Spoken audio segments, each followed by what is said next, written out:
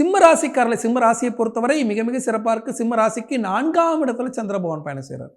4ஆம் இடத்தில் பயணம் செய்யக்கூடிய சந்திர பகவான் சில அழுத்தங்களை, சில மன வருத்தங்களை, சில போராட்டங்களை, சில அலைச்சல்களை தருவார். அனாவசியமாக வெளியே போகாதீங்க, வெட்டி அலைச்சலாக போயிடும், ஜாகிரதையாக இருக்கும்.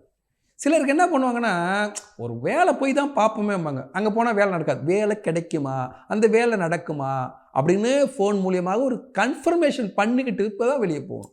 அப்படி செய்தீங்கன்னா மிக மிக சிறப்பாக இருக்கக்கூடிய அற்புதமான நாள். கன்னிராசிக்காரர்களை கன்னிராசியை பொறுத்தவரை மிக மிக சிறப்பாக இருக்குது. கன்னிராசிக்கு 3ஆம் இடத்தை பயணத்தை தரக்கூடிய இடத்துல சந்திர பகவான் பயணம் செய்கிறார்.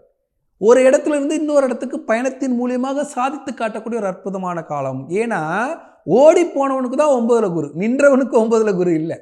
ஓடி போனவனுக்கு 9ல் குரு. குரு உங்களுக்கு எங்கே வந்திருக்காரு? 9ல் வந்திருக்காரு. அப்போ சந்திரன் எங்கே வந்திருக்காரு?